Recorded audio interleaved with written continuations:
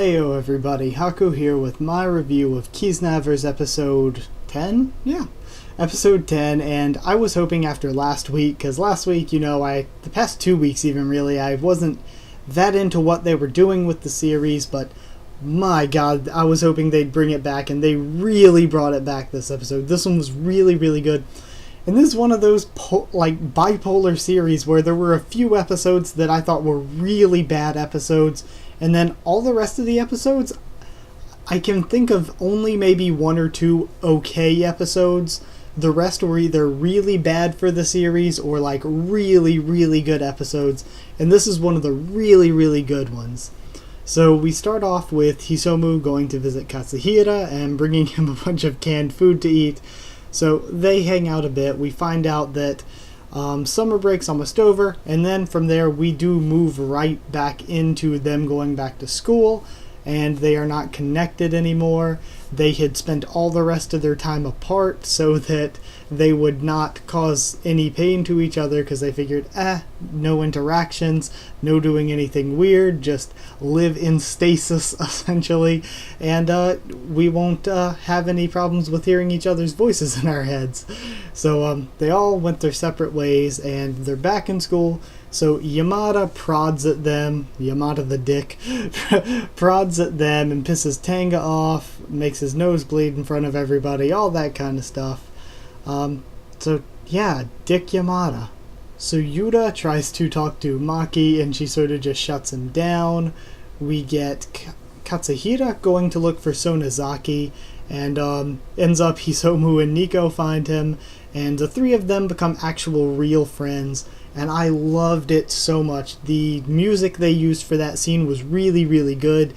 And I like the way they shifted back to the friendship stuff instead of the romance stuff, because it is so much better. And for the story that they're telling, it's so much deeper and way more well woven and well built. So I really loved the friendship stuff they did there with those three.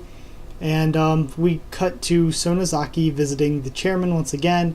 Chairman is I'm pretty sure he's disbanding the experiment, trying to get out of there, and he leaves Urushi with the facility.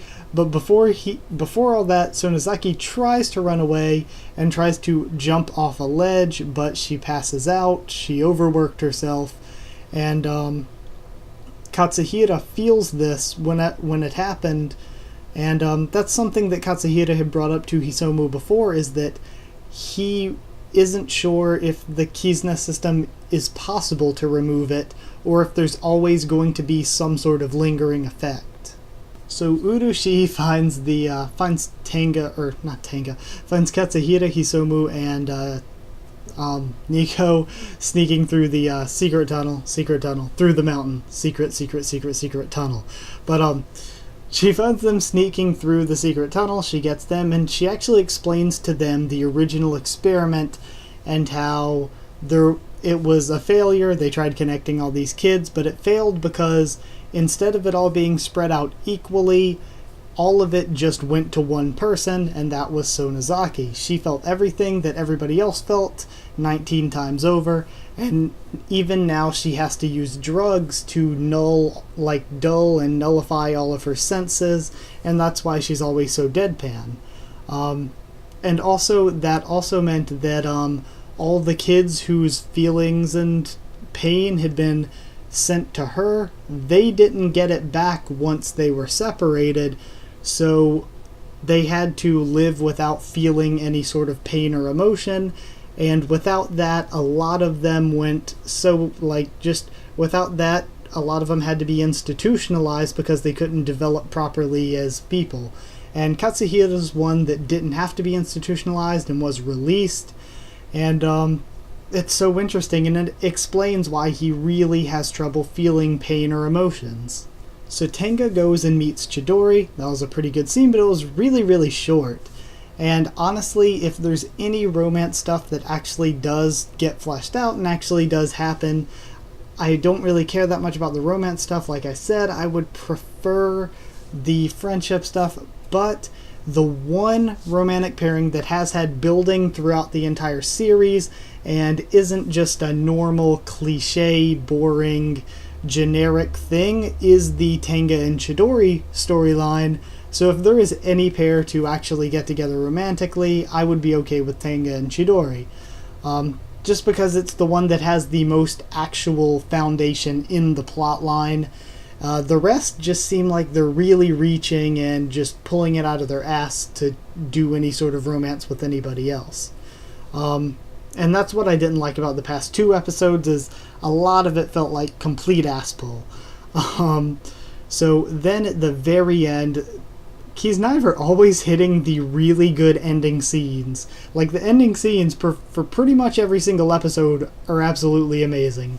So the ending scene for this one is Katsuhira finding the other 5 kids who had to be institutionalized because all of their feelings went to Sonozaki, and the way he has the flashbacks, it is so feelsy, it is intense, and that's an amazing scene. That might be maybe my new favorite scene from this entire thing. The voice acting was great this episode, but especially Katsuhira at the end. It was incredible. Like, his voice acting, that scene as a whole was completely incredible. Like, that for me is one of the high points of this entire series. Maybe even the best made scene in my opinion. So like I said, this episode was way, way better than what we've been getting. The whole scene at the end was so feelsy. This entire episode had a great direction with the friendship stuff and making it more organic and everything, and it felt like we really got back on track and the plot actually had a purpose, whereas the past 2 episodes and some other episodes felt like the purpose was lost. It felt like we really had a strong connection to our main story here, which was just so good. I love when they do the stuff about everybody's past and the stuff about their friendship. That is what really drives the plot of Kiznaiver.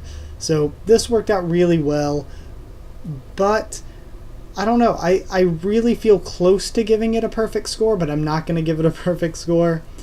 I'd say it's close, though. So close enough that I'm going to say 9 emotional breakdowns out of 10. Very close to perfect, but just not quite perfect. It was a very, very good episode, and the scene at the end is completely one of the most well-made scenes probably from this entire series. So I guess thank you guys for watching this review. Like if you did like the video. Comment down there, tell me what you thought of this episode, what you thought of my review of it, and subscribe for more Kiznaiver, Manmusu, One Piece, The Walking Dead, just a Tower of God, like a lot of stuff. Just subscribe for things if you want to. Follow on Twitter if you want to as well, because I'll keep you updated there best I can when I'm posting stuff, pushing stuff back, whatever. So thank you one last time, once again, for watching, and I'll see you all next time.